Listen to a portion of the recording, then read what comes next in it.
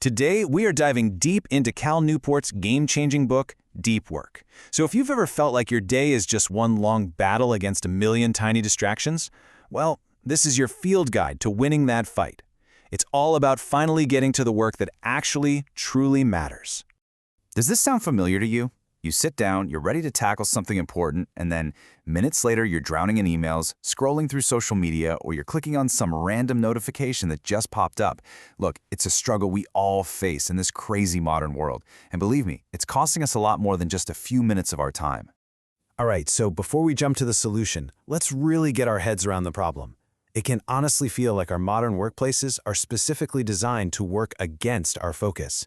It's this constant tug of war between the stuff that's truly important and, well, everything else that's just loud and demanding our attention. You know, you can really break down your entire professional life into these two buckets. On one side, you've got shallow work. Think of all those low-value logistical things like answering emails, sitting in meetings. They keep the lights on, but they don't really move the needle. And then, on the other side, you've got deep work. Now, this is where the magic happens. This is where you create real, lasting value through intense, uninterrupted concentration. And here are the usual suspects, right? The constant pings from email and social media, those phone calls that come out of nowhere, that almost twitchy urge to just check your messages.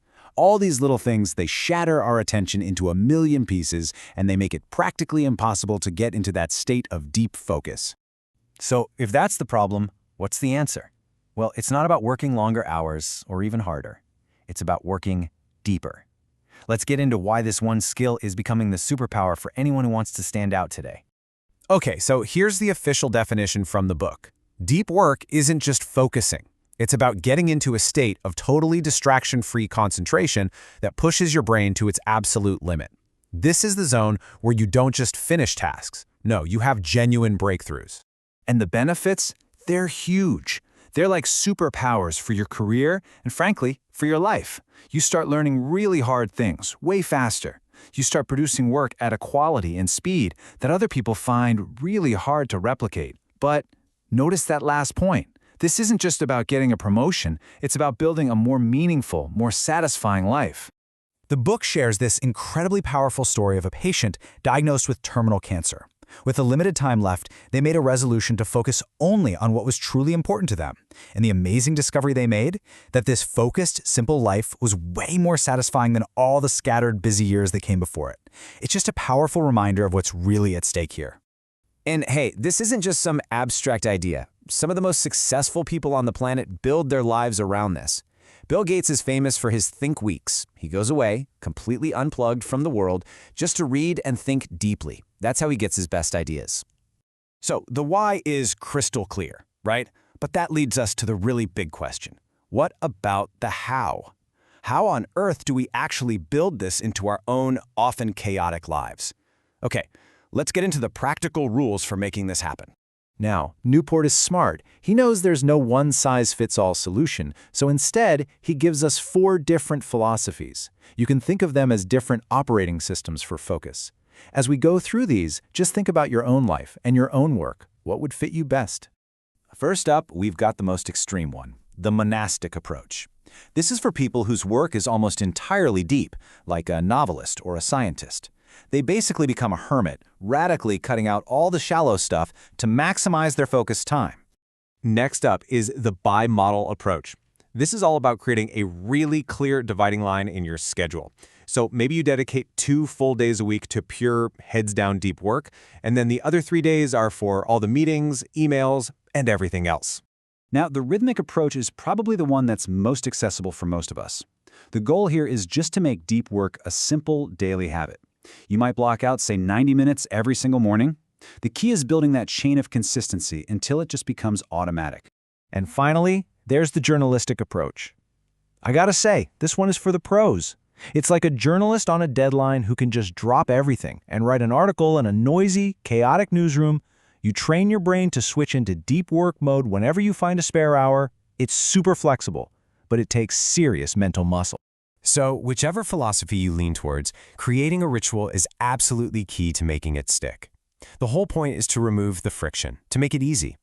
Decide where you'll work, for how long, and what the non-negotiable rules are. like no internet, phone in another room. Grab your coffee, maybe do a few stretches.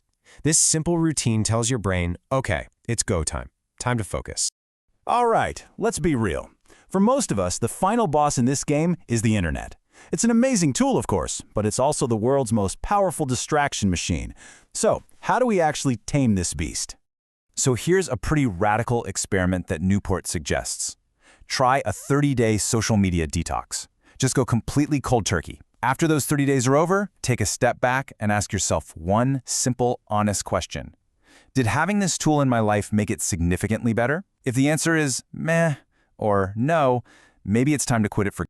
But look, the real pro move here isn't just using willpower to fight temptation all day long, because that's a battle you're probably going to lose. The smarter play is to be proactive about it. Actually schedule your internet time. Block it out on your calendar. That way, you're the one in the driver's seat, not the algorithm. And that brings us to the final, and maybe the most surprising piece of this whole puzzle. It turns out, to work really deeply, you have to learn how to rest just as deeply. Yep, you are seeing that correctly. The advice is, literally, to be lazy. I know, that sounds completely backward after everything we've just talked about. But stick with me here, because this might just be the most important rule of them all. So what does this actually mean? It means that when your workday is done, it is done. You have to stop thinking about work problems. You can't just check your email one last time.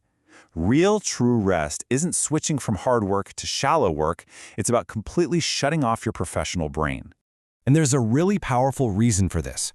When you actually disengage, your subconscious mind gets to work, sorting through complex problems in the background. This is what recharges your mental batteries, it's what prevents burnout, and, get this, it's often where your best aha moments come from. Your brain needs that downtime to do its best work. So all of this leaves us with one final, really critical question for you to think about.